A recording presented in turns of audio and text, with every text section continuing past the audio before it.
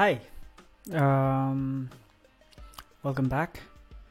So in this video I'll be talking about array methods in JavaScript.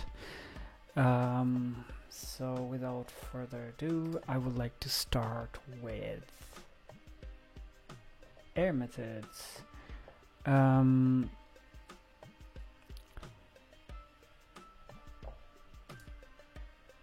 As you can see, actually I have a different file where I have listed all the methods here. So these are not all, but the mostly used array methods that we will be looking at today. There's a small separation between these two groups here. I'll try to cover at least until line 56, which is concat. These are simple methods that allows you to manipulate your array, adding or removing elements, things like that. And rest of the methods after line 58 here, they're all methods that you will use to iterate over each element and do stuff there. So let's get started with our first method, which is push. So if you are familiar with any programming language, array, if that term is not new to you, you should already guess, you should be already able to guess that there are some functions or methods that will allow you to push or pop elements in and out of that array. I will create a new file called array.js here, so I don't have to get rid of the code I wrote for my previous tutorial, previous lesson, previous chapter. So here, let's start by creating a simple array. Let's call it, I probably won't need browser for this tutorial, so I'll just get rid of that. Let's start by creating a new array. I would go with the example that I used previously, which is const my favorite. Doesn't have to be anything in particular, but I would like to create a list of Pokemons that are my favorite.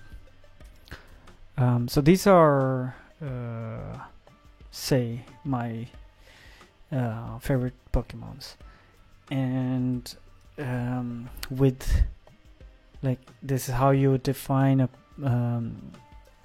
list, an array in JavaScript, and this already adds all the methods related to array to this my favorite Pokemon variable or constant. So if I go and start trying to do something there, I should already get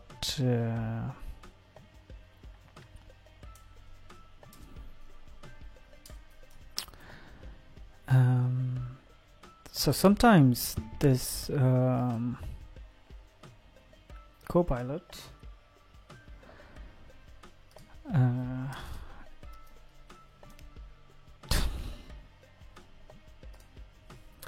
let's try disabling it for once. There you go. So all the methods that you can use from array will be listed already here. So the IDE knows that this variable is an array, so it already suggests you mostly used methods as well as all the rest.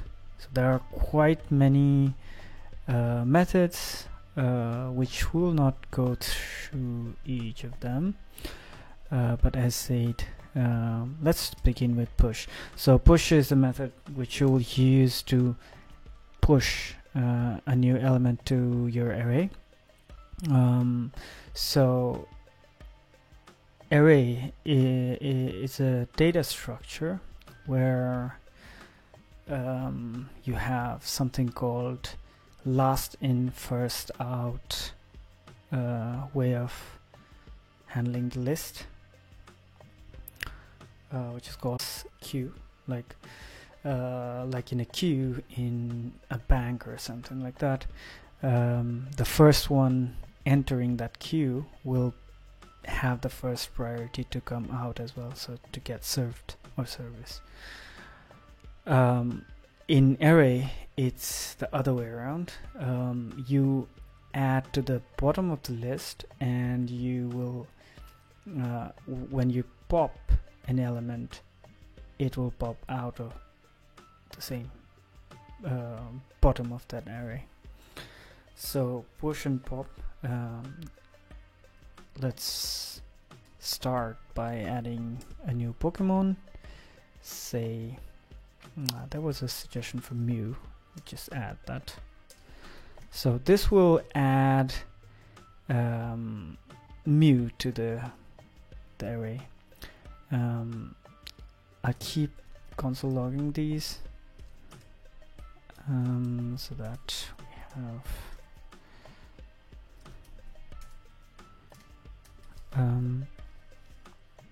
say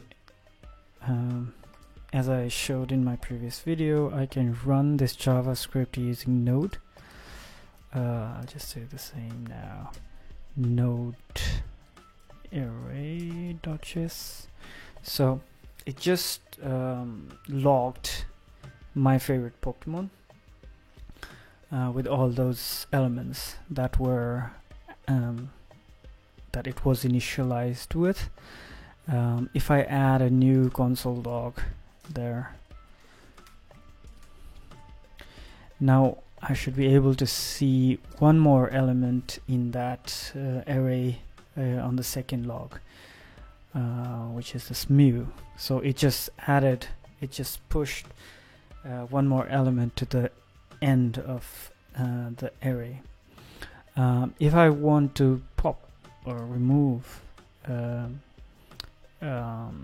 any, so pop doesn't require any argument. So what it does is it just removes the last element. So in this case it will be Mew.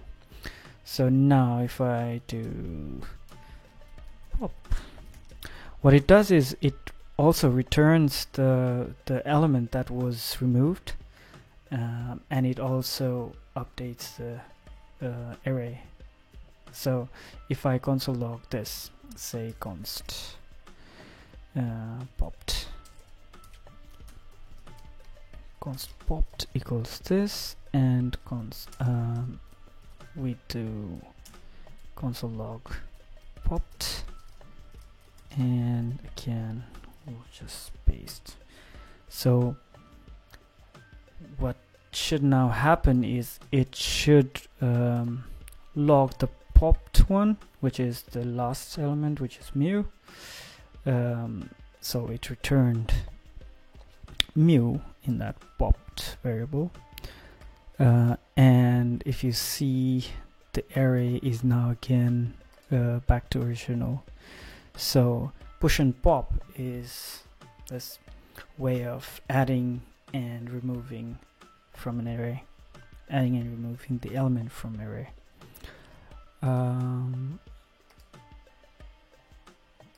So that was push and pop, and there is unshift and shift, which is the same thing done on the starting of the array. So those two push and pop methods were working on the last element of the array, whereas unshift and shift does exactly same thing, but on the first element. Let's just see how that works. So my favorite Pokemon dot unshift Mew. So what this should do is this should add Mew to the beginning of the array. I'll just comment these out because that is already done. So now what we should see is the list as it's initialized, the array, and if you see the second line there has Mew in the beginning of the array. Same thing but on the other end, right? So if I want to shift, it's the same. Shift. Let's do exactly how we did pop. Const. Right.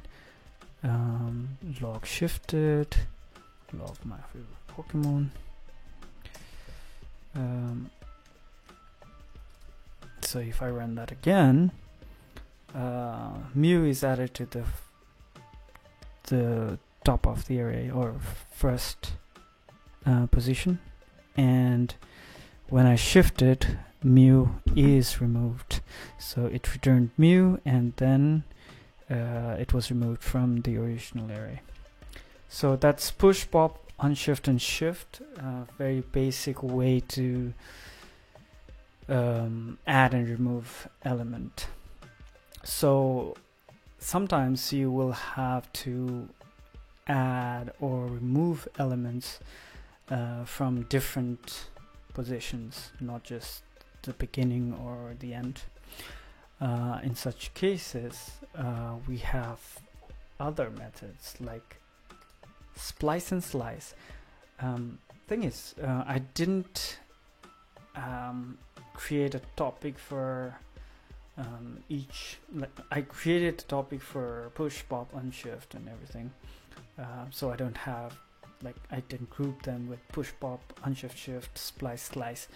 But now looking at it, it made sense that way because I've been talking about these pairs instead of talking about them alone. So splice and slice is a way to remove or add elements in different index, like index you want, where you want. So what splice does is it one thing is it can remove as many elements from the position you ask for, and additionally you can insert more elements in the same position. Let's look at an example. So let's comment this again and say we have our favorite Pokemon. Now I want to add Mew just after Bulbasaur. How do I do that?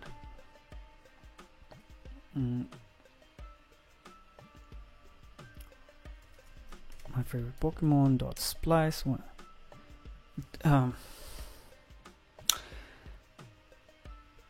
This is really freaking me out, actually. I happen to say something and Copilot just does what's on my mind. That's really strange.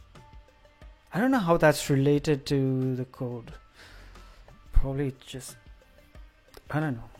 But yeah, we were going to splice. I just said exactly this verbally, and here's the code for that. I want to put mu at position 1. The second parameter there, 0, is required if you want to remove any elements from there. So this will just add mu to the index 1, and you'll see Pikachu, Mew, Bulbasaur, and so on. Let's log that again. So now if I run again, as I said, it added mu after Pikachu, which is index 1. So if you're not familiar with arrays indices, index, you say it. It starts from 0 and goes on. So 0, 1, Bulbasaur, Charmander, and Squirtle has index 0, 1, 2, and 3. So it starts with 0. And here, since we said we want mu in at position 1, means at index 1, which is where we see Bulbasaur right now. So we want mu inserted there, and everything just shifts to the right. The rest. So that was splice. We didn't remove anything there, but if you want to replace Bulbasaur by Mew, what you can do is just replace that 0 by 1, which will just remove one element after index 1, which is itself Bulbasaur.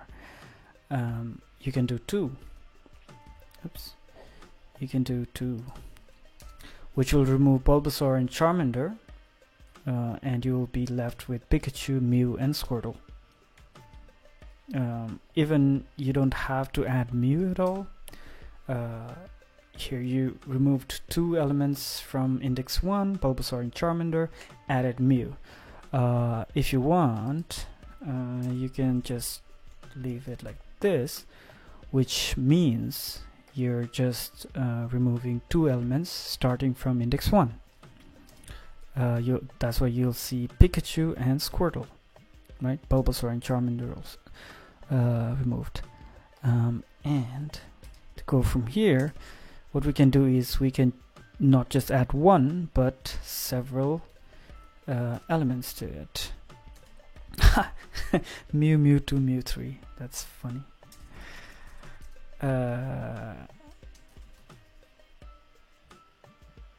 I wish it knows other Pokemons.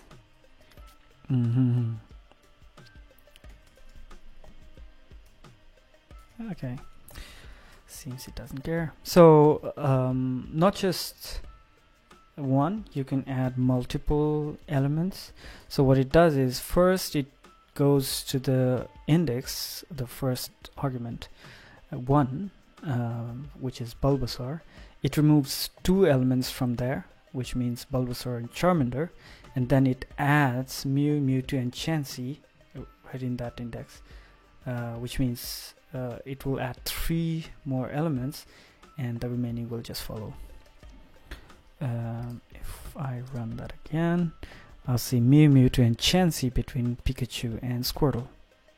So that's all about splice. This is one of the very important method. You will use it probably more often than even push and pop, because there's really not very many use cases where you're doing push and pops, but splice is quite important. And there's slice. Slice method is, I think it's self-explanatory. What you can do is you can slice get a slice of that array.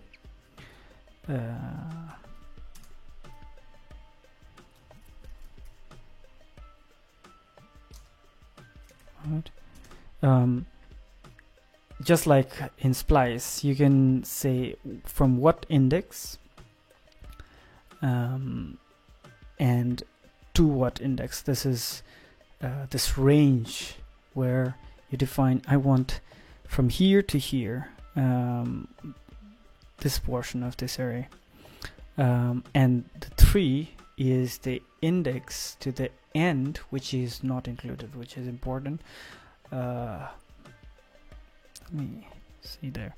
So start is the beginning index of the portion of array, and end is the end index. This is exclusive of element at the index end.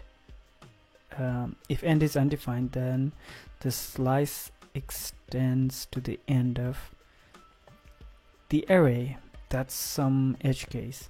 But important thing to remember is the index you mention at the end is not included. So if you do 1 3 here, 0 1 2 3, so 3 is actually the last element here, which is Squirtle. So what you'll be getting from this is Bulbasaur and Charmander, Squirtle not included. Oops, let me log that.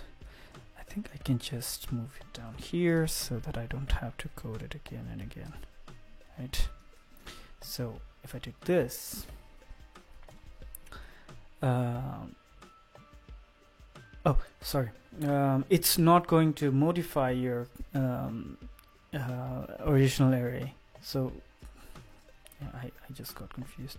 So this is not going to modify your array, but it is going to just create a new array, return it.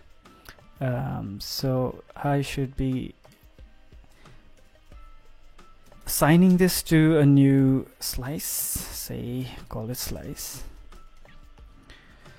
and then I should be logging that slice. So now you will see your new slice is Bulbasaur and Charmander, which is exactly that slice of the original array. So that's slice. Yeah, if you ask me, slice is not that much used as splice, but depends on what use case is. But it's one of the important methods. The other one we are going to discuss is concat. As its name suggests, concat just concatenates arrays. One thing you will need to keep in mind is how you call it. So concat function or method is available in your My Favorite Pokemon already. So you can say, okay, concat this array, so this is whatever array you're calling that method from, with this one. So you can put, like, pass in a new array to concatenate with the one you're calling from. So here I can say mu,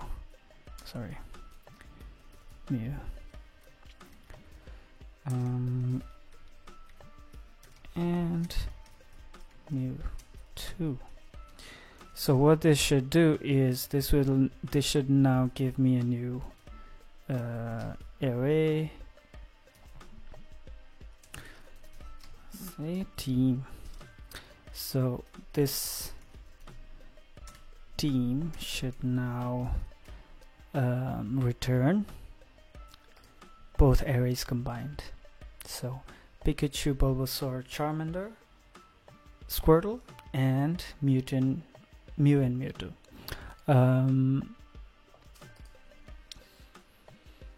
you can actually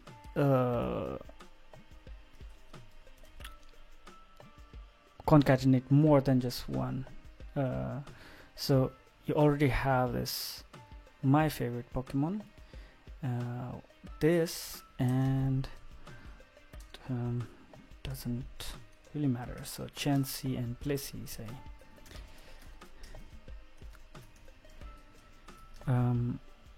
This all should be now concatenated to one big array. There you go. The first one goes to Squirtle, second one goes here, and third one here. So that's array concatenation. There are some ES6 syntax which like lets you avoid this method as a whole, which makes it like easier to read. Like reading this, you clearly see the arguments that are being passed, but somehow my favorite Pokemon is going to be part of it. That sometimes may confuse you, but yeah, this is the way you concatenate arrays.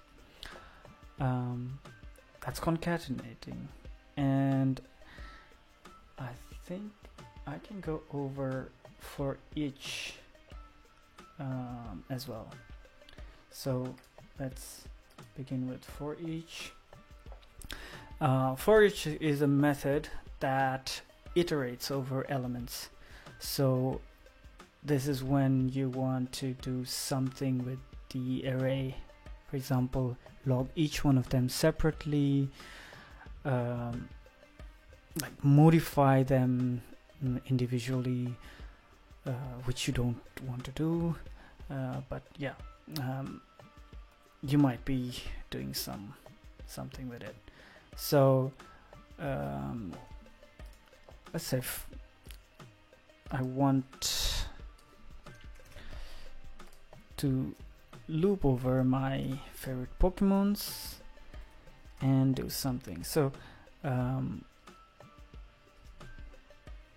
for each will accept a callback function, which gets the element in current iteration and then pass it into your callback function like this.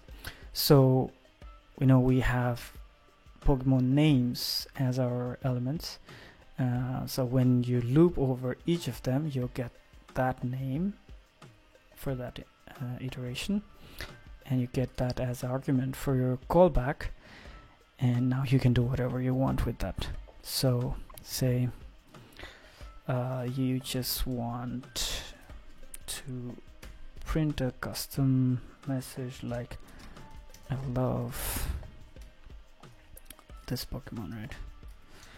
So what this does is it goes iterate over each Pokemon and log this message. If you run that, something's wrong here.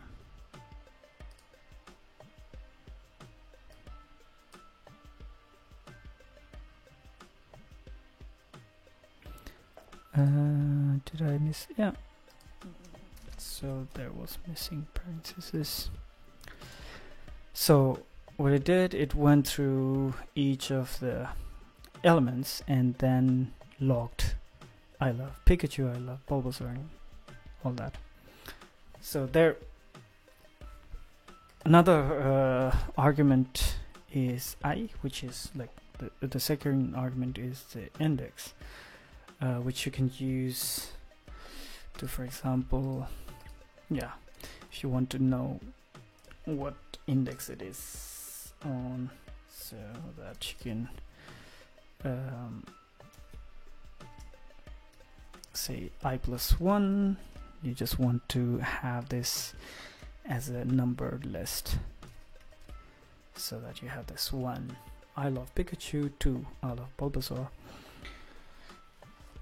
So for each does that. I don't know if these examples are are the best ones to explain this, but yeah, basically that's what for each does. It iterates through each element. The next method is sort. Sort is used to sort, as you might have guessed. So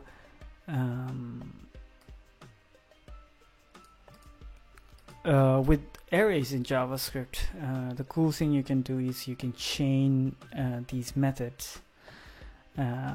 So when you're doing sort, it returns the method that returns the array with the sorting done. So what you can do is you can call sort here and then do the loop there, which will return you the messages, the logs in an order, alphabetical order in this example. So if it was integers, it would sort by numbers. Right now it's array, so you're seeing that list of Pokemon sorted by their names alphabetically. Yeah, this doesn't have to be in this for each, but yeah, for now this makes it a bit the logs looks better, so I just leave it like that. So sort function can accept sorter function as an argument.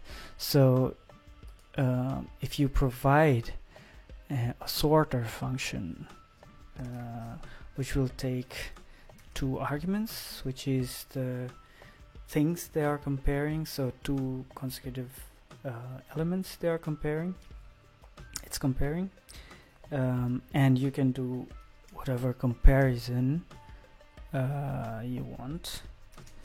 So what you can say is but A and B, which is, so there's one of the very simple example of sorter function. This just compares between two elements. Right now doesn't matter if it's integer or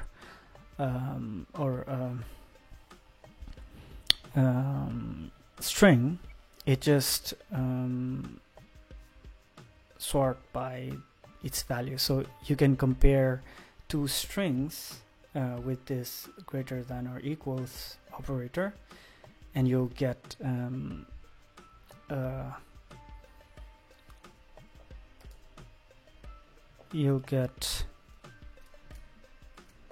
sorry, I just wanted to run some JavaScript. It here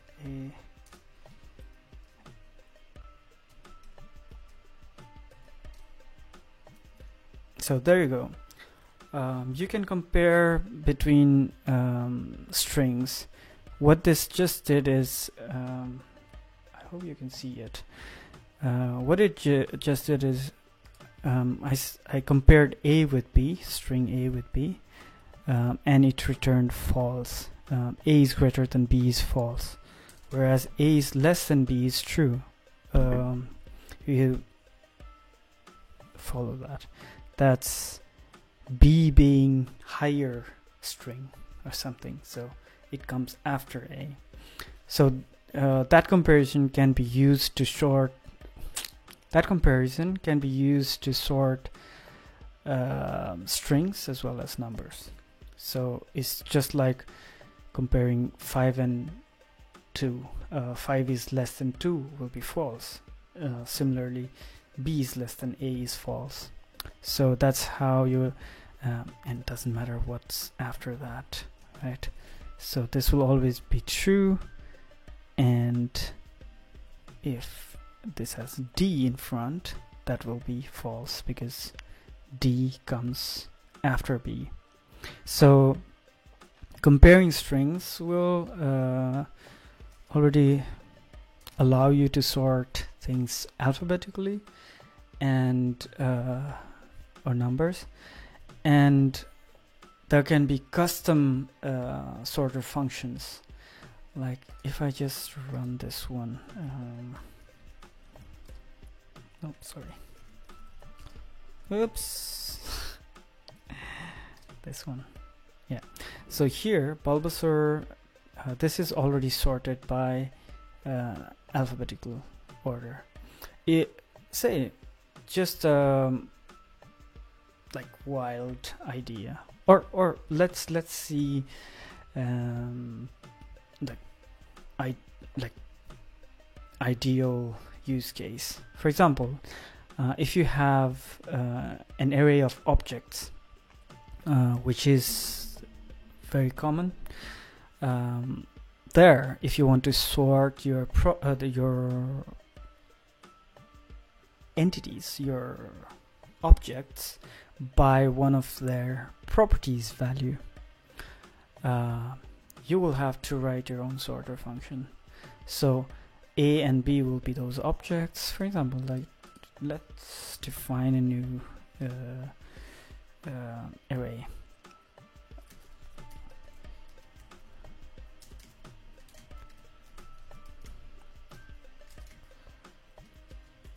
So if I say this, I will probably start getting, yeah. So say I have a list of items like this, right? So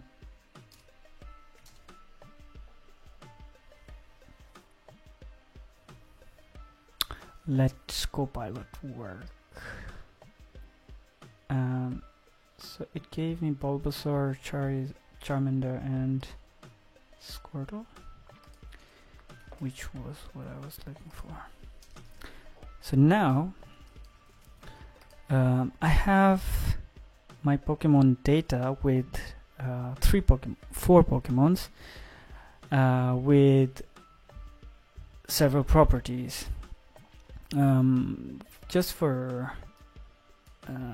Just to be able to work on sorting, I would change some values here. So yeah, now if I want to sort this function,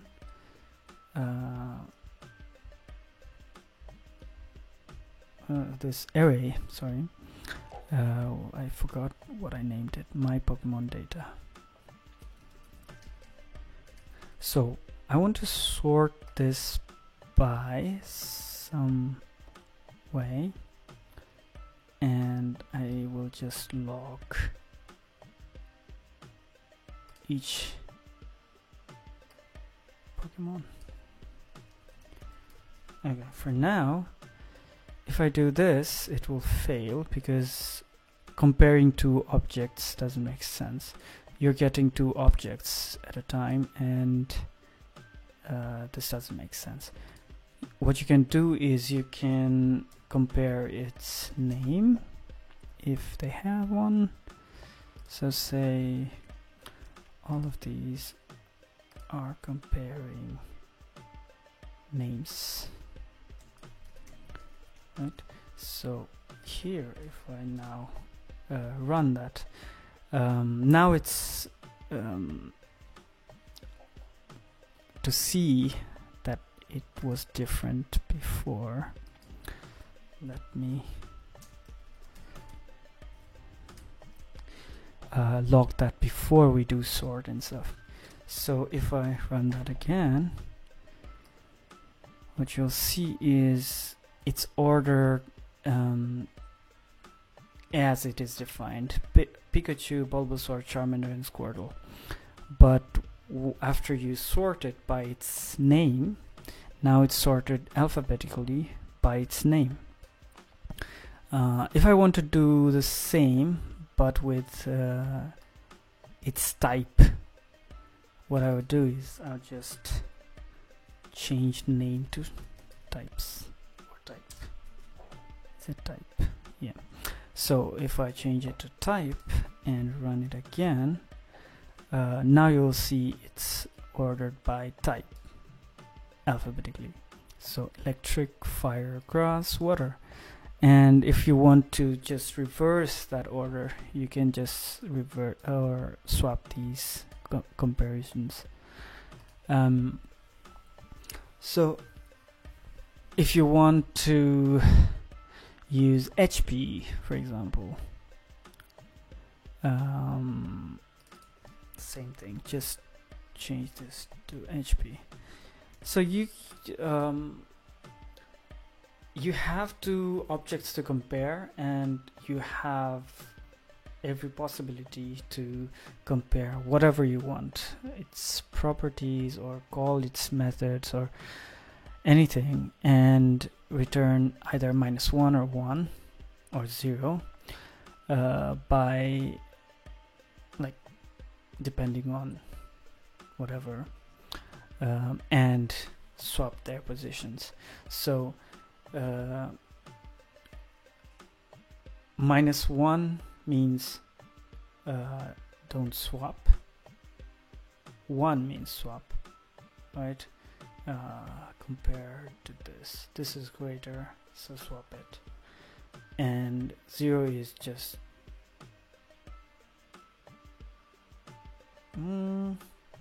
I think you can just be like, it can be -1 or anything, so 0 or 1 doesn't matter, because it always just looks at if the sign is negative or not. So if the sign is positive or 0, it just doesn't do anything, so it won't swap the elements positions. If it's less than 0 or negative, it will swap. Is it?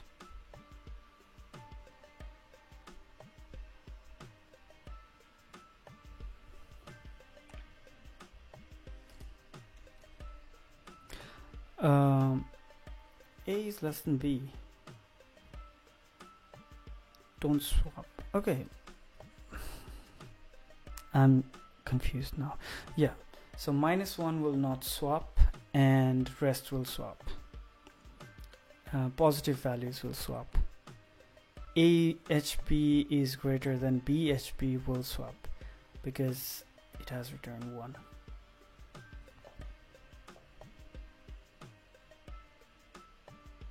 What you can do is also use subtraction. I think I've seen that before.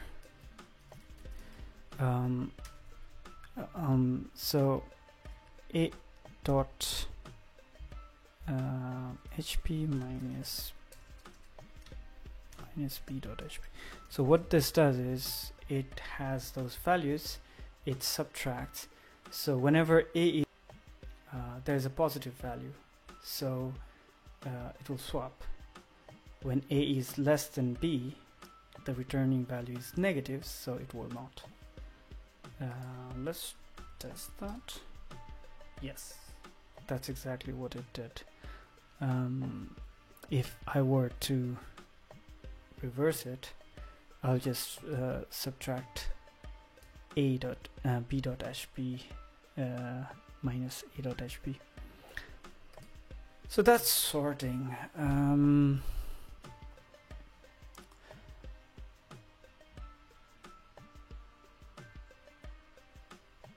Again, if A is greater than B, it will give you positive value, so it will swap.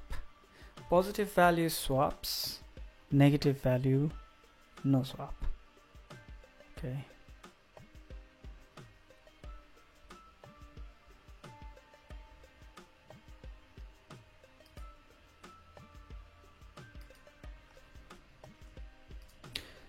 I'm just trying to find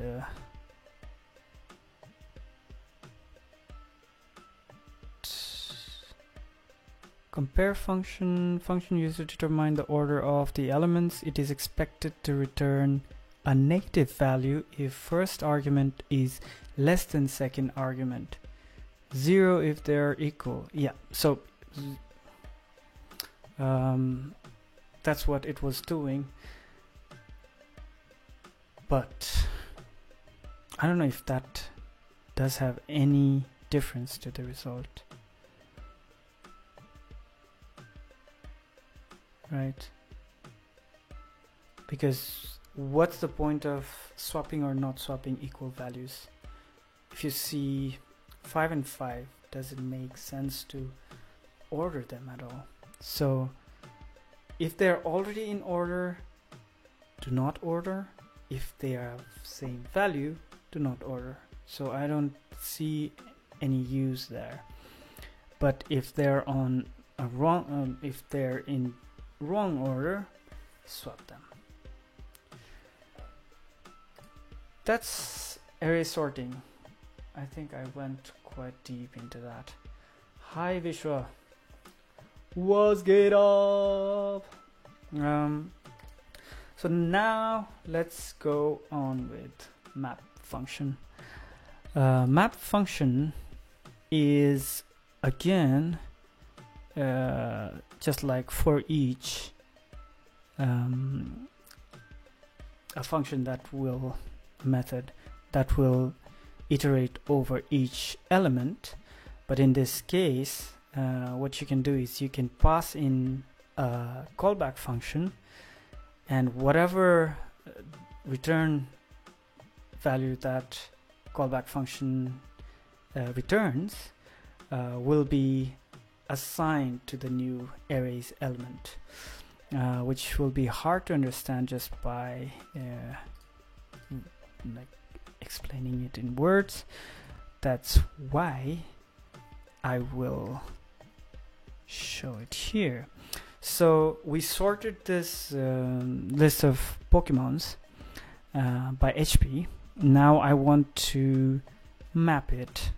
So I want to map it so that whatever I return from here will somehow array, but it will have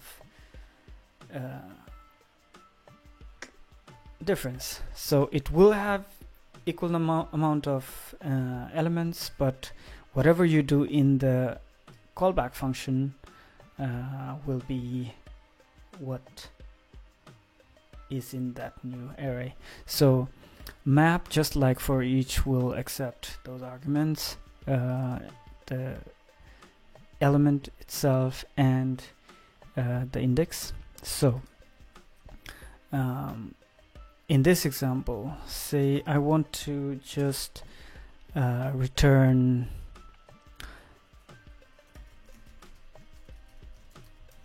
name. So this what this simply does is it will iterate over each element in this my Pokemon data component array,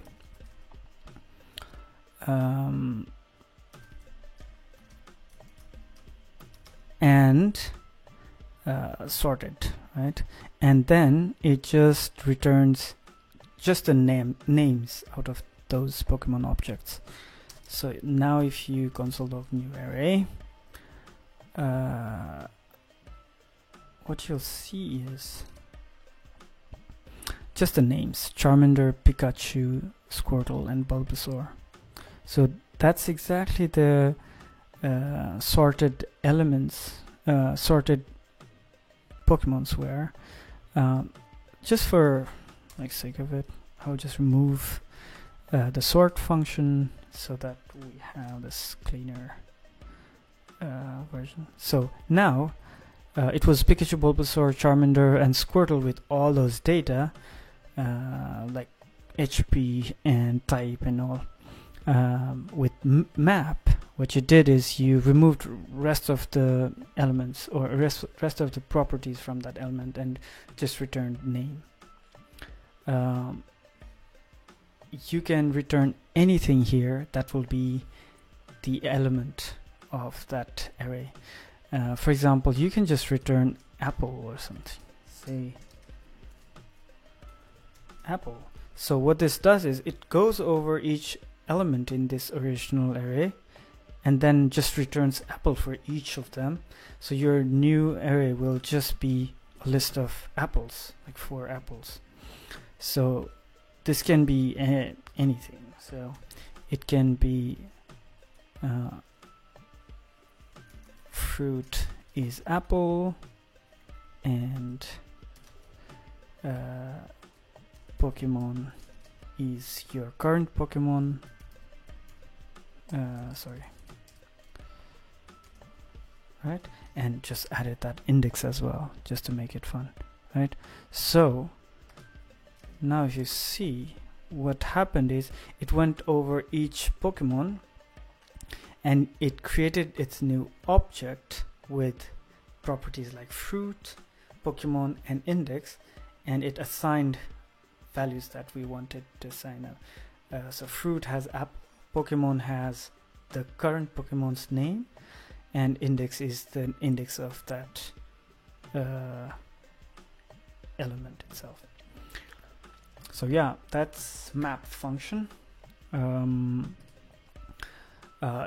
It's quite useful. Like, it's used heavily when you're doing JSX in React. You want to go over each of elements in your lists and then show them as JSX element, for example, like list items or something. That's where you're just reading over the data from these JSON objects and then returning JSX with HTML tags and attributes and whatnot, even styling and everything. So map is quite useful. The next function is filter. So array filter, as its name suggests, does filtering on array. So filtering, just like in sorting, accepts some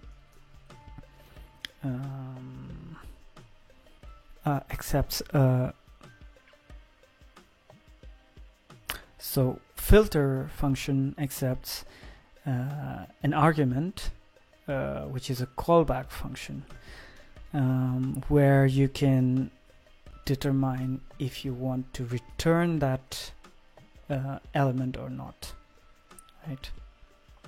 So just like sort here, you can use filter. Now what this does is, but there's no comparison between objects. You'll just get Pokemon, right, and index. Probably you won't use index, but you can. But here, so filter accept this callback function, and if you return false here, so if you just return false, this will remove everything from that array. So new array is just empty. Sorry. So new array, as you see here, is just empty. I'll remove this one for now. So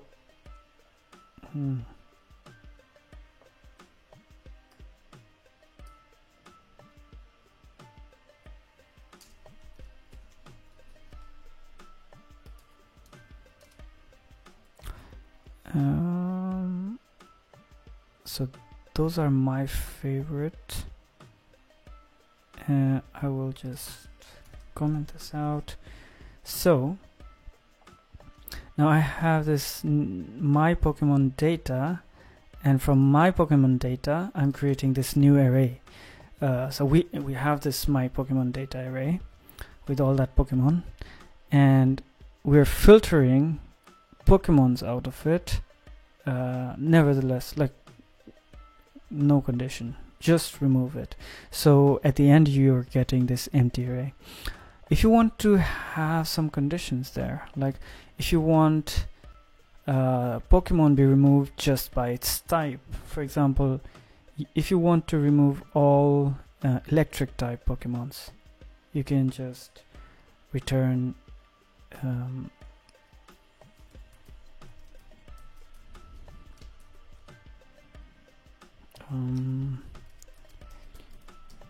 right. So what this does is it will just return all electric Pokemons. If you want to remove all electric Pokemons, you can just make it not equal. So now you see the list. Oh, electric has capital E.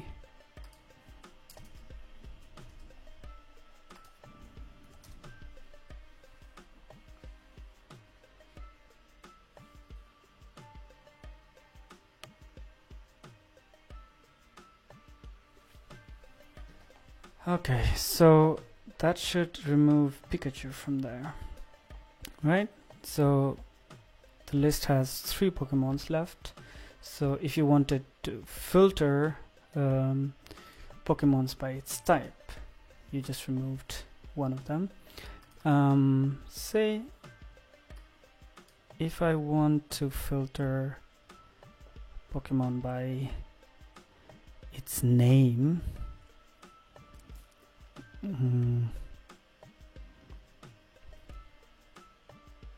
yeah, anyways, so this is the concept. If I just want to remove Pikachu, or if I just want to remove Pokemons that do not have enough HP, for example, if Pokemon has HP greater than, say, 100. So I just want to see all the Pokemons that have HP more than 100. Then I get this, just Bulbasaur, because Bulbasaur has 120 HP and rest seem to have less than that. So 90 and 100, right? So we wanted more than 100, so only Bulbasaur returned. So that's how you filter arrays. The last method is reduce. Reduce method is a bit different than all the methods you saw. Reduce method works by aggregating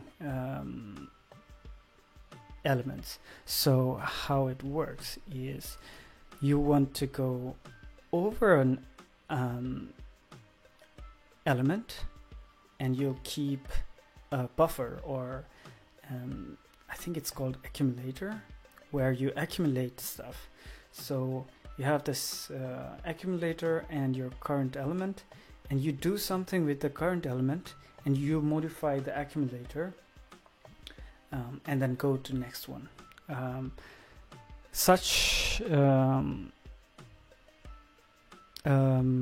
When you have this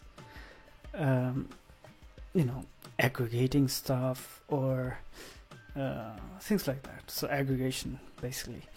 So if you take an example of adding all the numbers in an array,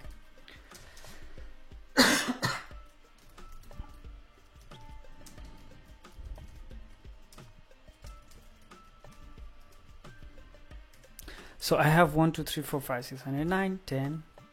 That's my array, and what you want to do is you go over each element and add it up and show a sum. So how would you do if you were using, for example, for each? Let's use for. So if you're using a for loop, what you'll do is var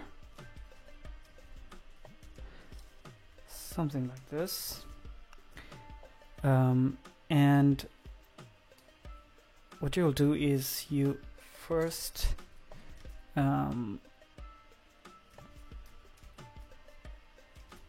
initialize sum with value 0, and what you'll do is for every element you'll just add that to sum. Oh, there you go. Right, what this will end up is what this will end up doing is it will update the sum's value to the sum of each of those elements. So if you log this sum, you'll be seeing sum equals 55. That's the sum of this whole list of numbers. So if you look at this, this is basically what you do usually, but with reduce function it's much it looks much better. So you can go and my number array dot, I could have shown that with for each as well, but for now that's good. I can reduce, oops, there was some suggestions, accumulator and current value, right? So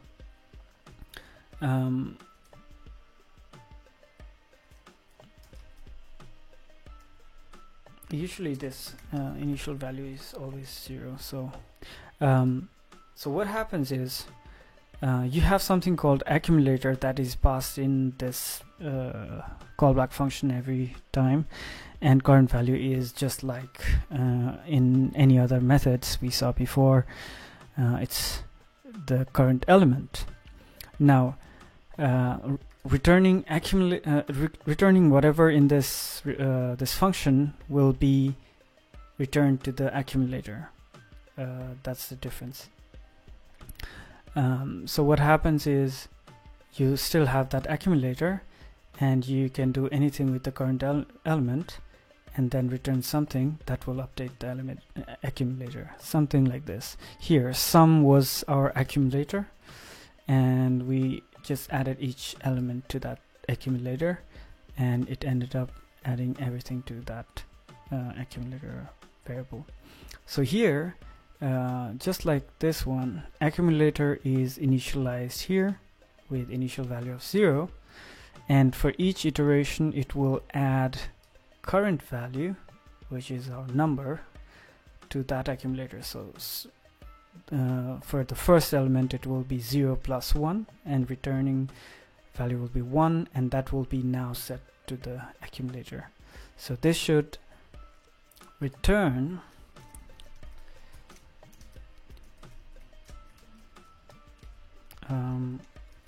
exact same thing. So if I run that again, you get the same value, 55, my reduced sum. It might be confusing for people who are not already familiar with this, but it makes it much cleaner.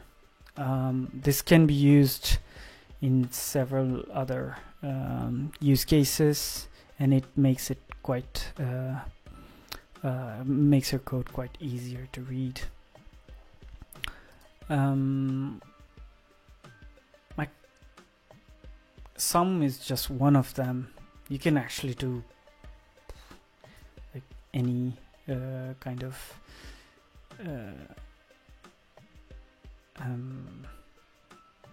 like summarizing an array or something like that. So you end up with just one thing at the end, whereas other functions we saw, they always returned array instead. And yeah, so that was reduce, and with that we have come to an end of this video. We looked at all the, not all, but most of the JavaScript array methods. I hope that was helpful to you and you understood a bit more about array functions in JavaScript. They're quite important to learn, and they'll be very useful for for anything, everything. So yeah, hopefully you liked it. If you liked it, please like the video, and if you're not subscribed, please consider subscribing. That will help me improve my channel, improve my videos. So with that, bye bye.